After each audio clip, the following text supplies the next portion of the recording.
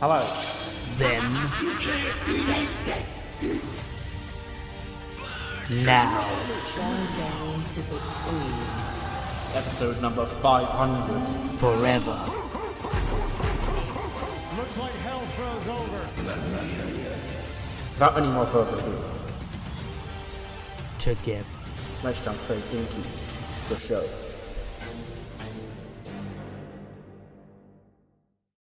Hello, welcome to episode number 45, I believe, of the TEW9 Challenge Run. We are here for SmackDown's first pay-per-view of Season 10. It's a Bad Blood premium live event from Paris. We've got a pretty stacked show tonight, including our main event for the World Heavyweight Championship as Xavier Woods defends the championship against his longtime rival, Drew McIntyre. We also have Dakota Kai defending the Women's World Championship against Charlotte Flair. The long-awaited grudge match between Swerve Scott and Bobby Lashley. We have the Tag Team Championships as KO defend against Aussie Open. We have a United States Championship Fatal 4-Way match between Sami Zayn, Neville, Baron Corbin, and Grayson Waller. And a whole lot more. So without any more further ado, let's jump straight into the show. A 72 rated opening match on the pre-show is that actually... You know, 'cause if you saw SmackDown, I was less than enamored by some of the ratings on that show, so I was blaming France. But, 72 rating for this on the pre-show is actually pretty good. And I'll definitely take it. You know, so maybe we're in for a good crowd here tonight. But yeah, it is Fatal Influence, because they are the official trio, and Shayna and Carmella and Raquel aren't. So I felt smartest to give the trio a win here. Zelina Vega pinning Carmella with a moonsault in 12:37. 68 for Zelina, 67 for Aaliyah, 63 for Fallon, 62 for Carmella, 75 for Shayna, and a 66 for Raquel. So yeah, the ratings were still a little bit down. It says Grayson Waller and Mickie James did good work at ringside. Neither of those people are there. Waller because he's wrestling tonight, and Mickie because we sort of wrote her off when Fallon turned. But yes, it is Fatal Influence to pick up the win here tonight over the babyface team. I guess babyface team. I guess Shayna and Carmella are technically babyfaces now. But, yeah. Opening segment. Big hype video with our 3 top matches tonight. The 2 World Championship matches and Swerve and Lashley. Yeah, should be a hype show for the people here in Paris. And, unlike Passion Blue, I actually did say it to be in Paris, so it's fine. And we're going to kick things off with the no disqualification tornado tag team match as Kairi Sane and Ember Moon face off with Queendom Omega. 78. I'll absolutely take that, given some of the parts involved here, plus what I had to do in regards to the finish of the match. But yes, basically, sort of imagine a very similar match to, like I said before, the one in Backlash in Real Life in France where Randy and KO fought Solo and Damatonga. This is basically that same match. They brawl around the arena, we've got toys, got kendo sticks, got tables involved. Just a hot opening tag team bout. Does spill into the crowd at some point. Yoko and Julia, not the Megasis because she's wrestling later on tonight, but Yoko and Julia do also run out, get involved, take out Ember Moon at some point. Kairi does hit a insane elbow off the top rope to the outside onto Saya through a table and shit like that. Then we do brawl up into the balcony area, the area of the crowd where they fight into, on the hard cam side, and there's scaffolding and shit and tables over there. We do brawl over there. Utami and Kairi are brawling up on top of, the scaffold part. And there's a trash can lid up there. Kairi twats Utami with it. She hits with it again. She goes all staggery. She hits that spinning back fist with the lid in her hand, and Utami falls off. She takes the bump through the table below, so she's out of it. Then Kairi and Ember Moon gets into the ring. She goes to hit the Eclipse on Saya. Yoko shoves her off through a table, and then Kairi Sane runs back out. She fights off both Yoko Uehara and Julia with the trash can lid. She gets into the ring, and she's plucked out of nowhere by Saya. She plants her with a Star Destroyer. Or Star Crusher, and pins Kairi Sane to win the match for Queendom Omega. 88 for Utami, 65 for Ember, 77 for Kairi, 55 for Saya. So yeah, a big win. Utami got taken out towards the end of the match. she had a lot to do. You know, she's still the newest member of the group, still unproven really, but she proved herself tonight. She got the big win for her team. Miss Money in the Bank, you know, being checked on by Cammy, helped to the back by the other two, and Sai, you know, celebrating the victory, the biggest win of her career so far, really. In a war here, but it is Queen of Omega who come out on top. So I had to keep Kairi strong and protect her here. And it's not just because I had Saya pin her. Like, I did, but then it said Kairi's very angry about this, so don't do that. So like, okay, well I'll put Utami over because Utami's got more popularity than Kairi does. And I guess because Saya was still on the team, she was still mad. So if she was mad and needed protecting and keeping strong regardless, I may as well actually do the finish I wanted to do. But yeah, big win for Queen of Omega here tonight to kick off Bad Blood.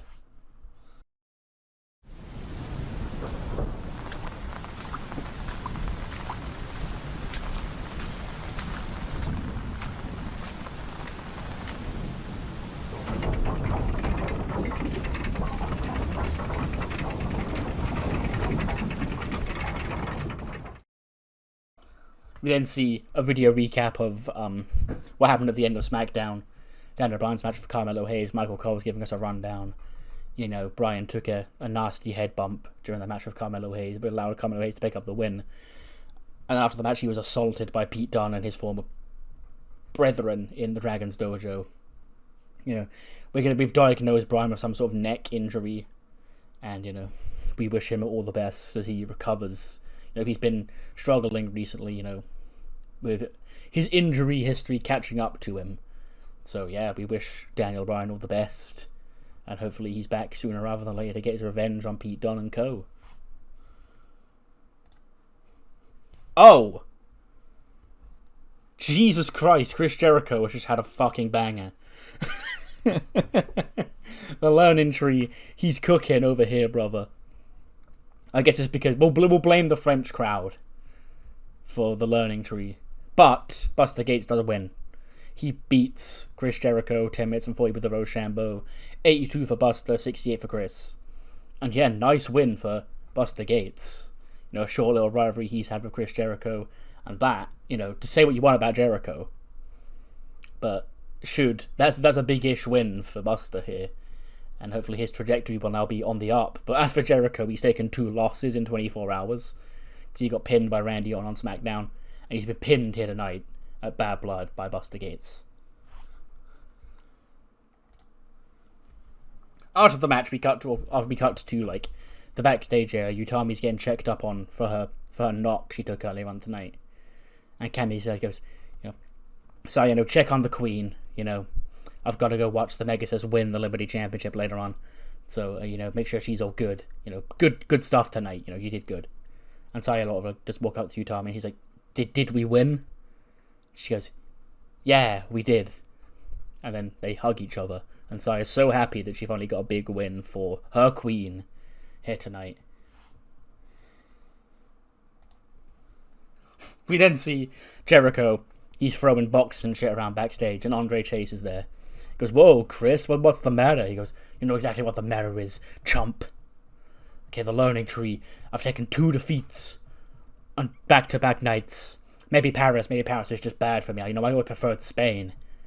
And Andre goes, well, you know, maybe if you had this more under control, you'd be back under winning ways. Maybe controlling this many people and this many groups of people, you know, isn't doing your head very good. Because, you know, Thea, you disrespected her last night and she got the win. So, you know, maybe it's karma for everything that you've done to try and back into WWE. Because you watch your mouth. I can get you fired whenever I want to, okay? The only reason you're still around is because I chose to have you here, okay? You dig? And Trace goes, yeah, but, you know, is it really working out for you, Chris? And he walks off. And Jericho continues to get angry. He throws another box or some shit. But yeah, Jericho livid about another loss here tonight.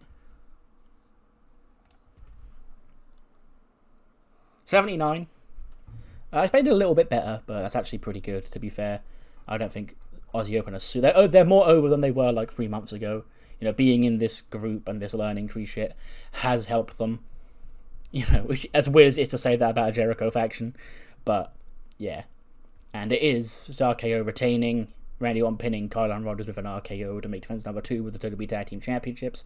89 for Ilya, 80 for Randy, 69 for Brad Sawyer, 72 for Kyle and Rogers. And yeah, a nice win. You know, it goes from bad to worse for the learning tree. Now, I guess without Jericho by their side tonight, they came up short yet again. Not yet again, actually. I think that's Aussie Open's first loss. But yeah, the learning tree, I mean, not Kyle and Rogers and Brad Sawyer specifically. Hype video. How we got here. The rise of the Megasis. Her debut on the SmackDown after SummerSlam, laying out Io Sky and the formation of Queendom Omega. To now, she's won the Women's Breakout Tournament, winning 4 back-to-back matches. Also beating Ember Moon on one of them, on one episode of SmackDown. Now, in just her 5th match here on SmackDown, she has the chance to become the Liberty Champion. Probably the fastest, and I think even Jade Cargill last year, when she won the Mae Young Classic to become Liberty Champion, that was at Survivor Series, and she wrestled 8 or 9 matches in the tournament, so this will be even faster than that. We take a dramatic walk down the hall with Candice as she leaves her locker room. She's got the belt around her waist. She bumps into Johnny Gargano. They hug. He wishes her good luck. Sends her off. Then she bumps into Dakota Kai. They hug. They do a little secret handshake. He goes, hey, you know, champ stuff. Go kill it. And Dakota goes back into her locker room. We follow Candice out. You know, despite being a veteran and making us having 4 matches, underdog here tonight. And a 77 rated match. We have a new Women's Liberty Champion. The Megasis does get the job done in 9 minutes and 13 by pinfall. 87 for Candice LeRae, 54 for the Megasis. And just like that, championship gold is back in the grasp of Queendom. Queendom Omega become the Liberty Champion. The Megasis in just her 5th match, because that was a goal. You know, in 5 or less matches, become a champion, like Oba Femi did in real life. It was the exact same trajectory. We're an 8-person tournament. I think I put an extra TV match in there, but it's fine. We didn't go over 5. This was our 5th. And the Megasis. Make your neighing noises now. Who knows how long this reign will last. But yeah, an emphatic victory over a former world champion, a former Royal Rumble winner, WrestleMania main eventer, and a new Women's Liberty Champion. 87 for Candice LeRae, 54 for the Megasis. With her popularity, that's actually a really good rating. Like, if I didn't have to keep Candice strong and protect her here, actually, yeah, I did keep her strong, yeah. Because I know she was pissed off, you know, rightfully so. She was pissed off either way. So like, I just kept her strong. So her pop loss won't be as bad, but hopefully the Megasis will benefit from it. It won't be as much as I would have liked because, you know, yeah, but she's coming along nicely. Baron Corbin, his entrance and his shit, you know, France is loving Baron Corbin. He gets a huge pop. He's the beloved babyface here. He probably actually comes out to I Bring the Darkness, that theme song, because fuck it, let's use that, because it's his best theme song. And yeah, we then get our fatal 4-way match for the United States Championship. Baron Corbin, along with Grayson Waller and Neville, will challenge the champion Sami Zayn. 82. Sure, blame Grayson Waller for that. He's far and away a distant number 4 in this match, because Sami got an 81, 83 for Neville, 84 for Corbin, and a 73 for Waller. Aaliyah is out there. Waller is banned from being at ringside for fatal influence matches because Zelina Vega doesn't like him, rightfully so, but, you know, Aaliyah's allowed out there for his. They are still a thing. But yeah, Corbin and even Sami, because Sami is, you know, obviously being French-Canadian, also a babyface here. So, you know, Neville and Grayson Waller do most of the heat. They end up breaking apart. Neville tries to pin Grayson Waller. It gets broken up by Corbin. Corbin does nail the end of days on Neville. Grayson Waller slides in. He hits that stunner on Baron Corbin. And he's given it large. You know, he thinks he's got France's hero dead to rights. When he turns around and Sami Zayn haluva kicks him in the corner, pinning Grayson Waller to retain the United States Championship. 81 for Sami. 83 for Neville, 84 for Corbin, 73 for Grayson Waller. And yeah, Sami Zayn, still liked here, but he's not as beloved as Baron Corbin does eke out the victory here tonight. So they're not disappointed, but they would have loved Big Banter Baron to win. And then the second the match is over, Grayson Waller gets to his feet. Corbin's still in the ring as well, and Waller starts mouthing off to the French fans. Someone brings in a French flag, he snatches it off a fan in the crowd, wipes his ass with it, throws it on the floor. He goes, "This is a garbage country anyway, lad. You cheer for bums like Baron Corbin." He turns around, and then Baron Corbin plants him with an end of days to a huge pop. And he shakes hands and slaps hands with his beloved French fans in the front row. So he still gets a nice little moment with the crowd here in Paris. But Sami Zayn's still the United States champion. World Championship time. Dakota Kai, her reign beginning back at WrestleMania. She's overcome every single odds that she's faced ever since then in the last, 5 months. But Charlotte Flair is a different beast. You're not really the top champion until you've wrestled Charlotte Flair. And that is the situation Dakota finds herself in right now. Can she defend against the Queen? The King and the Queen going at it. 84, sure. Charlotte Flair was off her game. Okay, so it's her fault. We got TV Charlotte here, apparently. But yeah. This match isn't the longest on the show. It goes 22-23. And, because we're telling stories here, bro. There's a story to this match. Is that, in the early going, Dakota is, she's all over Charlotte from the get-go. And she charges out with kicks in the corner, has her, trapped with the kicks in the corner, goes to deliver the running corner kick early on, but Charlotte rolls away. But then slowly, as the match progresses, you see, Charlotte start to gain control. Because she's got that more, not methodical style, but, that she's got that slower style, plus has more experience in the big matches. She knows how to wear you down. And she's working over Dakota's leg, trying to get her in the figure eight. And then, as we go on, she does begin targeting, because she's not had the last ACL tear that she had in real life in this game, but she still had the one or two from before then from NXT, so she does still wrestle with the knee brace on. And Charlotte will then target that knee, start attacking that knee, slamming it against the ring post and shit, trying to work her over. And she does eventually trap her in the ring. She locks in the figure eight. It looks like Dakota's dead to rights. She's trying to crawl to the corner. Charlotte stands up, grabs her leg, tries to stop her from reaching the ropes. She goes to lock the figure four in again. When Dakota scoots up, she catches her into a cradle, and she pins Charlotte to retain the championship. 86 for Dakota Kai, 83 for Charlotte. And our specific thing about that ending is that it's kind of a pet peeve of mine. Because there's been so many years of, distraction bullshit roll-ups. A standard, roll-up pin on WWE television is, always construed as, oh, they stole it. Came out of nowhere. She just, got a pin in. Out-wrestled Charlotte and pinned her down. It's not a thievery. It's just, she got the better of her in that moment. Mistakes happen, and it happened for Charlotte here tonight. She was too concerned on attacking that leg that it cost her. That's when after the match, Dakota does get to her feet. Charlotte gets to her feet as well. And the music's all sort of stopped. Dakota's approaching Charlotte. Charlotte's there, she's looking around. And Dakota does offer out a hand to Charlotte Flair. And Charlotte sort of looks at it a bit confused. She's like, me? And then in the end, she does shake Dakota Kai's hand. She raises Dakota Kai's arm in the air. And she goes to leave. When she turns around, she chop blocks Dakota's bad knee from behind.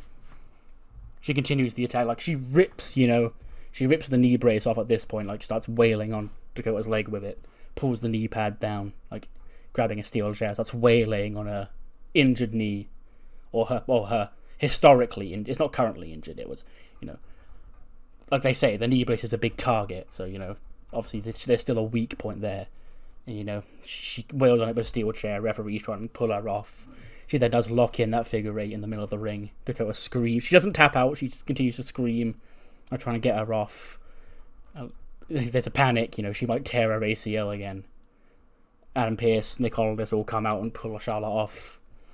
Then the doctors do check on Dakota with her bad knee as Charlotte walks to the back. Chorus of boos. She goes, we're playing games here now. You may have won tonight, but this is far from over. You're not better than I am. I made one mistake. I won't make it again. And then, Dakota has to hobble to the back on her one leg as the medics help her to the back. And this is exactly why Utami took the stump bump earlier on tonight, because realistically, why the fuck would you not come out here and cash in? But yeah, we writ her off, so she can't.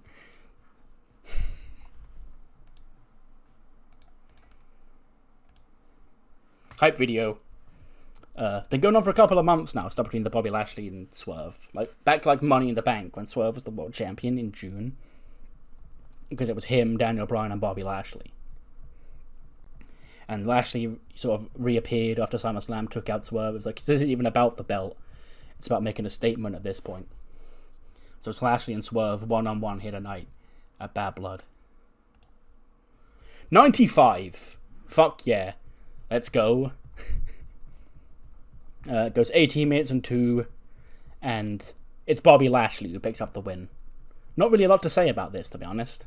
It's Swerve and Bobby Lashley, Give it a week in real life, and you'll have a good example of what this looks like. But, yeah. Lashley does put him down with a spear in 18:02. Actually, no, I do imagine one thing I do want in the finish is, because, I don't like my baby faces losing squeaky clean.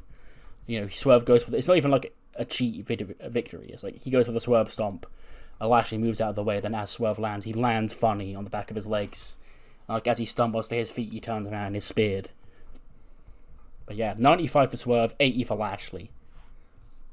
And the Almighty plants Swerve down tonight. The Hurt Business move on with a huge victory here tonight. Who knows what's next for either man? Me, I do. We then cut backstage. Charlotte, she's still pissed off when Adam Pearce comes up to her. He's doing that shouting, Adam Pearce, coming up. He takes his glasses off. He's getting all red-faced. He goes, what the hell do you think you were doing out there, huh? And Charlotte goes, listen, the match was over. Okay, I lost, fair and square. I'm not going to take that away from Dakota. He's a hell of a champion.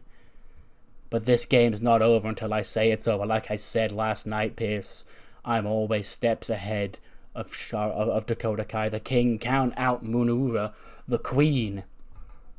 This will be checkmate, bitch. But I never said it would be tonight. You poured your little heart out all those weeks ago about coming home to your home country as the world champion. Well, congratulations. You managed to do that. But you won't be leaving your little hometown as the champion, because you may have scored the pinfall for me tonight, caught me off guard as I was trying to work you down and attack that bad little leg of yours. But there'll be none of that, because at Auckland Assault, in your home country, I want you and I once again in a submission match.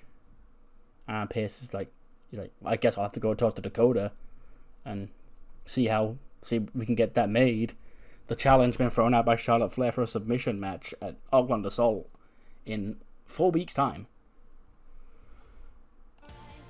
We then come back from ads, and it has now apparently been made official. I think this is actually a first. On the pay-per-view itself, we have a match set for next month's pay-per-view. That is Dakota Kai returning to Auckland, the first ever WWE Premium Live event in New Zealand, as the Women's World Champion, where she will defend the championship again against Charlotte Flair, this time in a submission match for the Women's World Championship. And, she got the win here tonight, but pinfalls like that, they won't count in Auckland.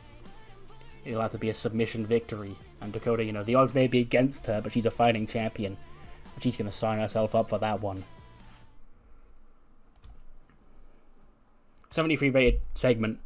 the years of history between Drew McIntyre and Xavier Woods on display here.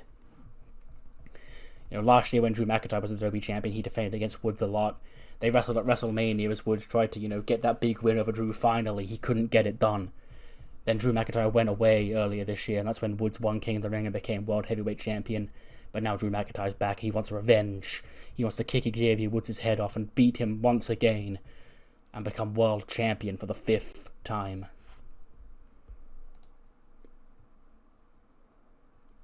What the fuck happened here? Garbage main event gets a 73.